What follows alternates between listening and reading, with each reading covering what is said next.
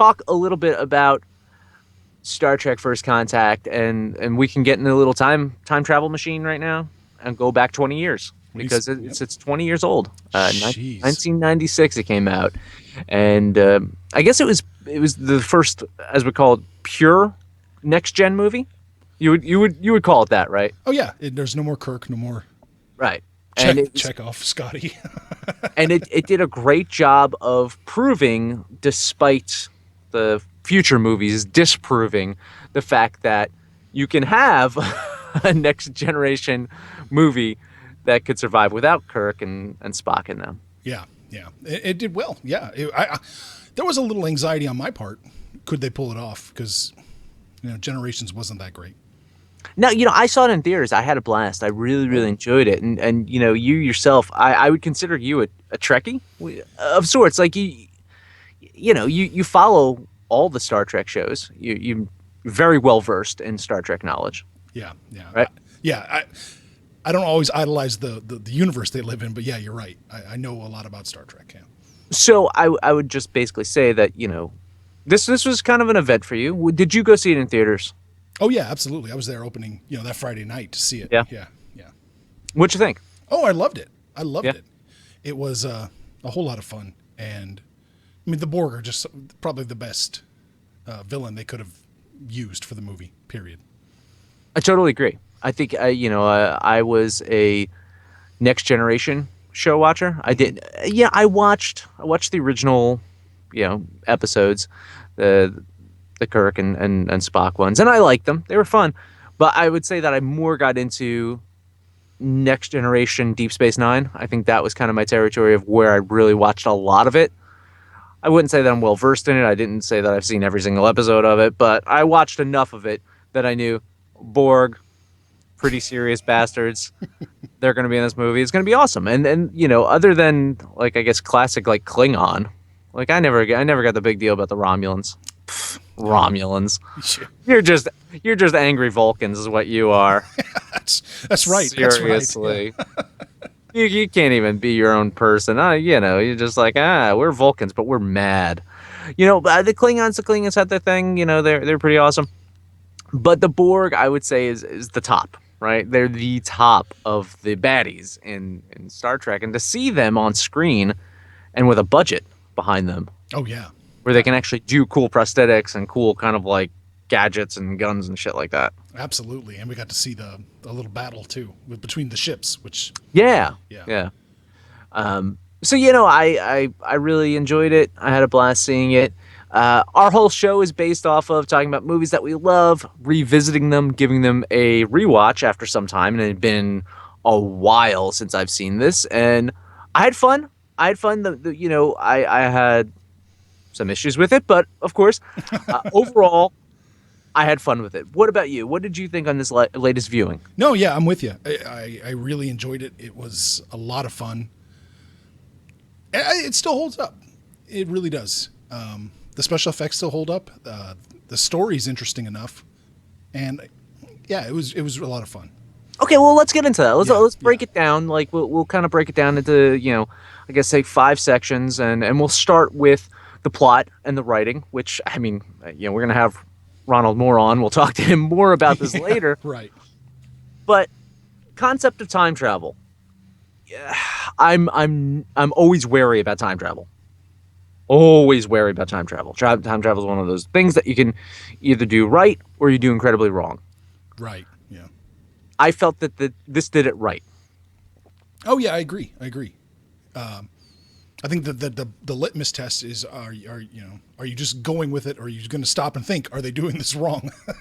And they don't. They throw out their techno babble, and that's it. We're back. We're in the past. It's all good. Yeah, yeah, it worked, and Yeah. I thought it was a neat concept. I know that originally they dabbled with or discussed going back to like Renaissance times and having like the Borg take over a castle or something like that. That was like one of the earlier ideas. I'm glad that they did what they did. Yeah. I don't Yeah. know if that would have worked. You don't want to see Borg wielding swords? I don't know. A broadsword, maybe. I don't know.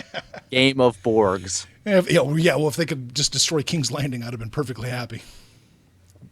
That would have solved a couple of your problems. Yeah. But I mean, plot wise, overall plot wise, you thought it was a good plot. Yeah, it is a good plot. If I do have an issue with the plot, it's, and I don't even know if it's the plot, it's more the theme. The Picard's obsession with the Borg. I think that they didn't really do a good job with that. It doesn't really show up until the very last third of the movie. His burning obsession with the Borg, causing him to make bad decisions, doesn't show up until the end of the movie. I think if they had put some seeds in the beginning to show where he was, I think that would have gone a lot better and have been a little bit more powerful. Yeah, I can see what you mean. Now, do you think when he decides to send the Enterprise to battle the Borg, was that a decision that he made because it was the right decision, or was it a decision that he made because he wanted revenge on the Borg? I think, okay, just in the context of the starship captains that we followed in Star Trek, they always break the rules when shit like this goes down. I think it was the right decision. Absolutely, I don't yeah. think it was motivated. I think No. I think that's the point. Is I don't think it was motivated and I must get revenge. It's if we don't show up, everyone's gonna die. Right. I agree with that. So yeah, I think that goes to my point. Right. The Moby Dick stuff does not come into play until the end of the movie, until like I said, the last third. And if you eliminated the whole part from the film, nothing changes. Picard pretty much would have still done everything he did, except have an argument with Lily and smash smash his display case. Smash his little ship. Ensign Lynch might still be alive if Maybe. if they didn't go that route, but that's about it. And that's my one problem with the movie, really. Yeah, and I think maybe it relied a little too much on the fact that the people watching the movie more than likely watch the TV show. Well, yeah. And that's kind of one of my pet peeves about almost when they try to integrate the Agents of S.H.I.E.L.D. into the Marvel movies. I don't watch Agents of S.H.I.E.L.D. at all. Yeah, I've never seen any of it. So when it's like, people are gasping in the theaters like, oh, no, they didn't. Like, because something happened on Agents of S.H.I.E.L.D. and they're showing it on, I'm like, I don't know what the hell you're talking about. Right, right. So I wonder if there was a little bit of, we don't really need to get that much into this with Picard because you already kind of know what's going on with him from the show. That said, let's kind of segue into the next section, talking about the acting of it. Mm-hmm. Do you feel, and this is something I want to talk with Ronald about too, do you feel that the Picard that was in this movie was the same Picard that was on the TV show? That's always been the argument. Right? That's always been the argument and the debate among Star Trek fans. And I mean, some of them will even go to the point of what happened to Picard? Mm-hmm. What caused him? Is it PTSD from dealing with the Borg? Is it PTSD from being in the Nexus? Man, I don't know. I can see what they're saying. He's not an action star, but he definitely acts like one in the movies. I think it's actually not that far off. I don't think it's that bad. No, I don't think so either. And the fact is, like, despite his looks, he was a young man at the time. Yeah. He looked like he was 70 at the time, but he was a young man at the time. Yeah. And if you've seen pictures of Patrick Stewart now, dude's ripped. Yeah. He's so ripped. And he looks the same as he did 20 years ago. Yeah, so he's that's not one of those things that benefit you when you you look old when you're younger. If you just stay the same, then when it's like, wow, you're old, but you still look the same. That's pretty good. Yeah, it is. And if you want to talk about Picard not being Picard, we'll do an episode on Insurrection one day. But I think we're okay with First Contact. I think we're good with First Contact for sure. But acting wise, I think that's one of the things that Next Generation is kind of been known for is the acting, right? Absolutely, yeah. Good actors, a good ensemble cast, working well together. I thought the dialogue was really good. I thought they had some really good character development. Diana had some great scenes. Yes, integral scenes. Yeah. Riker, not to say that he took a step back, if you will, but I mean he was directing the movie, so right. I don't think he wanted to be on the screen all the time. But some great stuff. I think overall the acting was solid. That said, Do you feel that there was maybe a step back from that ensemble cast that we were so in love with on the show? Oh yeah, absolutely. Yeah. That's the trappings of a film compared to a TV show. You know, the TV show has time to explore all the characters. You know, the film is obviously going to be very plot driven, and Mm. characters kind of, especially when you have that many, they're going to fall by the wayside. Some of them, Yeah. yeah, they're going to get one or two good scenes, and the rest of the cast is going to, well, not the rest of the cast. Data and Picard are going to step to the forefront. Everybody else gets pushed back. It really was. It really Yeah, was their movie for the most part. And, yeah, I get it. Like originally, Riker was supposed to be the action guy fighting the Borg on the ship, but it made sense for Picard to be the one fighting the Borg since he had the history with the Borg. absolutely. Yeah, it does make sense. You know, and you kind of need to split those two guys up because not to say that they're the same character because they're not. Riker and Picard are not the same character, but they're both leaders, and you need one leader there, up, and one leader down. You know. Yeah. Well, that makes sense. That was their dynamic in the show. Riker takes the away team down to the planet. Picard stays on the bridge. Yeah. Yeah. It makes sense. I can go with that. Yeah. Uh, Overall production. That's our third kind of topic here. We're talking about the production, special effects. For 1996, overall, we're good. Oh, yeah. I think probably a few years away from being great. Yeah, that's just. They were just on the. They were Right just at that cusp. that border, yeah, of where they would have gone all digital. Yep. Yeah. And I think that kind of hurt them a little bit in regards to the scope of what they could have done. You know, I agree with that. Yeah.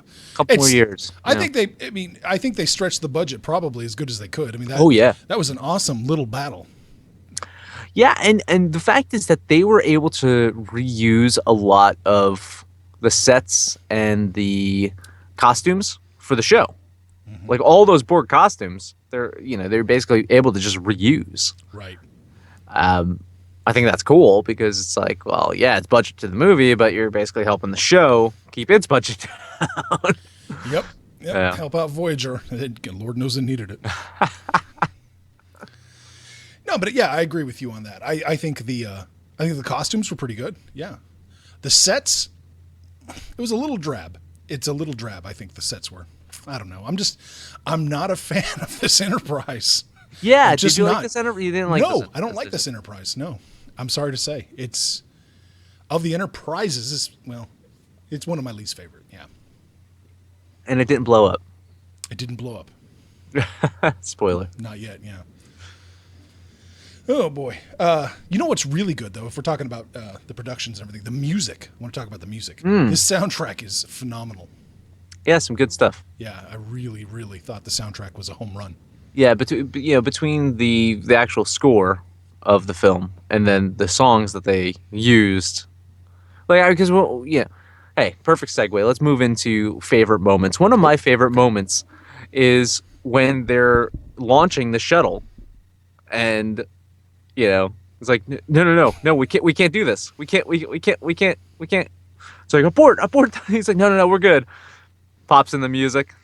It's Magic Carpet Ride. Yeah, that's a really good one. I agree with that. I really enjoyed that moment of the film. I think it's one of my favorites. What about you? Favorite moments? What's one of your favorites? Oh, my favorite moment in the film is Worf saying, "If you were any other man, I would kill you where you stand." Because he would. He would, yes. Worf's pretty much killed almost everybody that's called him a coward. So yeah, that's awesome. I think, honestly, like if something like that came up like earlier in the film, Yeah. showing Picard like I don't know, like Worf saying something and Picard calling him a coward earlier in the film, and then you're like, whoa, he's going crazy right now because you don't call Worf a coward. No, you don't. No. That could have been one of those earlier seeds, but then you kind of needed Worf to help him out throughout the rest of the film, so you don't want to really piss off that guy. Piss off the Klingon who goes into his awesome hand-to-hand or, kind of hand-to-hand, literally hand-to-hand around his leg. There you go. Fighting I like that scene. It's kind of silly. The deflector dish scene where they're Yeah, fighting. Yeah, it is a little silly. Yeah, a little silly, but I like it. I like it too. You know, if Worf had been on 2001 when Hal went at him, he'd be just fine. That's it. He wouldn't have killed him. Yep. Let's go into our last topic because I know that people are just they want to hear from Ronald more, and we'll get him on the line soon. Let's go into our Not final us. topic. Let's talk about where this movie fits in the, I guess, the franchise of movies. We're not Where gonna. do you rank? We don't have to rank them all. Oh, okay. No, no, no. Where do you think this fits in all of the movies? It's definitely top third. Yeah, it's probably right up there with Wrath of Khan, Motion Picture, Undiscovered Country, kind of those little bunch together. It's definitely top five, maybe top three. It's right up there. Yeah, it's so hard to tell. They're, It's a definitely bunch. the It's a, best. yeah. Definitely the best next gen. Oh, hands down, hands down. Yeah. Do you find that interesting though? I you think of the Star Trek movies for the original series to overall be better than the actual series. I'm not trying to knock the series here, right? But the movies themselves stand on their own much better than the overall series does. The series tends to get that, especially from like a more, like general audience is, well, the original series was campy. And it necessarily wasn't all the time, No. but that's the kind of general perception of it.